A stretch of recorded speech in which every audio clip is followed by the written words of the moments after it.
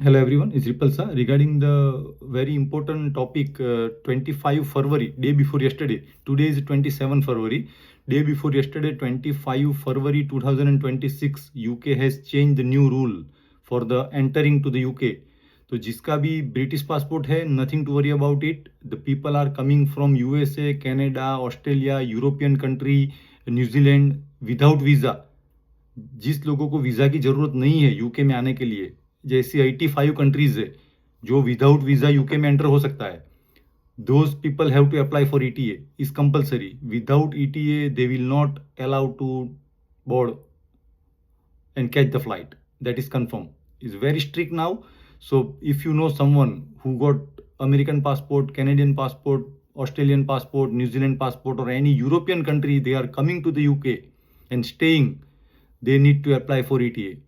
The people got the British passport, nothing to worry about it. People got the Indian passport with indefinite leave, nothing to worry about it. People got student visa, dependent visa, work permit, nothing to worry about it. If you have a visa in your passport, nothing to worry about it. If you have a British passport, Irish passport, nothing to worry about it. इसके अलावा जो 85 countries है जो अब तक UK में आते थे without visa, UK is allowing you, you need ETA, otherwise you will miss the flight. आपके नई टिकट लेनी पड़ेगी. वेरी स्ट्रिक्ट है. The rule started already from 25 फरवरी. अगर आपका कोई फैमिली मेंबर आता है, another things very important, transit के लिए ईटीए की जरूरत नहीं है. सिर्फ ट्रांजिट के लिए, अगर आपकी फ्लाइट अमेरिका से लंदन होके इंडिया जा रही है या इंडिया से लंदन होके कनाडा जा रही है, ट्रांजिट है सिर्फ, you not coming out from the airport, in that case you don't need ETA. अगर आपका एयरपोर्ट से आप बाहर आ रहे हो इमिग्रेशन क्रॉस करके, इन दैट केस अगर 2 घंटे के लिए भी आप आ रहे हो तो you need ETA approval. Be careful, otherwise they will not allow you. Another things for dual nationality, अगर ड्यूअल नेशनैलिटी है उसके लिए भी टफ है. जिसका भी ड्यूअल नेशनैलिटी है उसको तो ब्रिटिश पासपोर्ट का वीज़ा या ईटीए मिलेगा ही नहीं, उसको तो एंटाइटलमेंट सर्टिफिकेट चाहिए.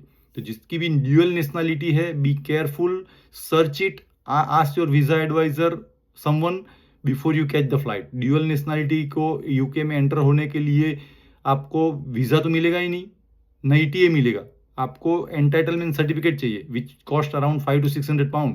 तो बी केयरफुल, ये रूल्स सबसे शेयर करना, नहीं तो फ्लाइट मिस होने के चांसेस है, पैसे जाएंगे आपके, हॉलीडे भी चली जाएगी ऐसे ही. तो ये रूल्स ऑलरेडी 25 फरवरी से स्टार्ट हो गया है.